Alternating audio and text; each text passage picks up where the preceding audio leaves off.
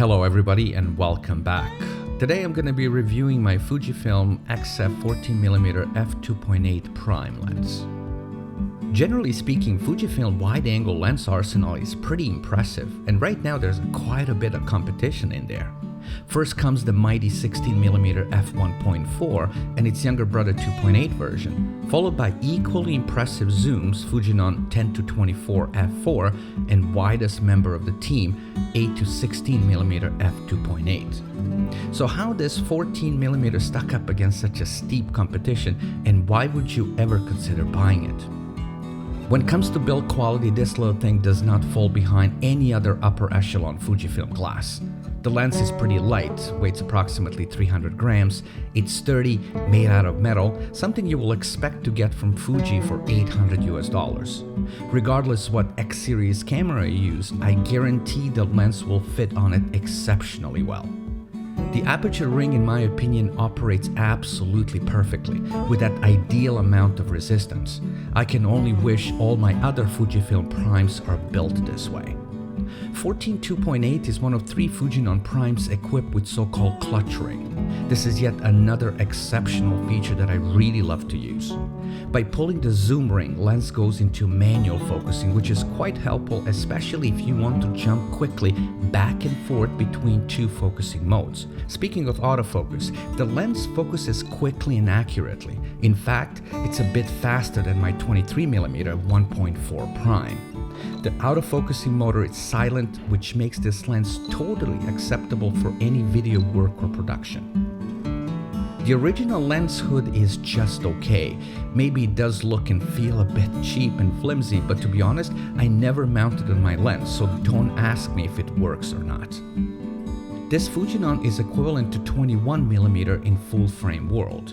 For me, it's a sweet spot, focal length that I prefer to use when shooting landscape or wide city subjects.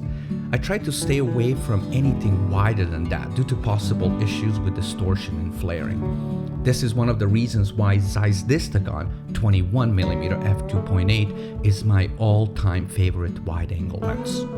For those who wonder if 14-2.8 is sharp, I have some good news for you. The lens is sharp, and I mean really sharp, straight at f2.8. Corners are ultra crisp at f5.6, and performance, in my opinion, peaks around f11. Now, diffractions start to set in around f16, and it's quite pronounced at f22, but you can fix this in post-production, so I really wouldn't call it a big problem. Another huge plus for this lens is remarkably low level of distortion. Horizon and vertical lines, even at the very edges of the frame, are almost totally straight. This makes post-production so much easier. I'm not honestly surprised that many Fujifilm professionals use this lens for architectural and landscape photography. When it comes to vignetting, the lens once again performs extremely well. Some tiny edge darkening is visible at f2.8, but everything goes back to perfection at f4. In addition, lens flaring is well controlled, and I can't remember I ever had a problem with it, even though I never used that fancy lens hood. As I mentioned before, this Fujinon sells brand new for about $800, but you can pick the used copy, believe it or not, for less than $400. I mean, that is a pure bargain. If you're in the market for something compact and light, but don't want to compromise on performance, Fujinon 14-2.8 should be one of those lenses to consider.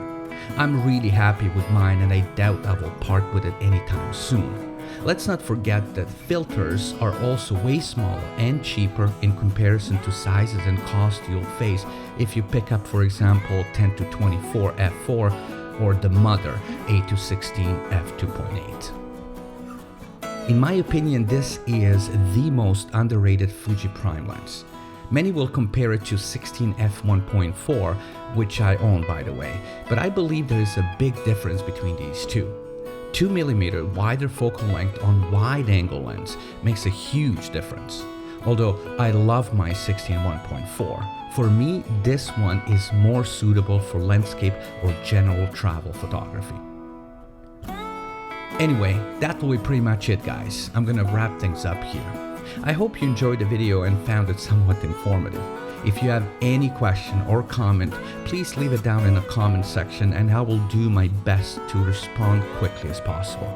If you didn't do it yet, please click that like and subscribe button because that will help me a lot. Once again, I really appreciate your time. Thanks for watching and I'll see you next video. Cheers.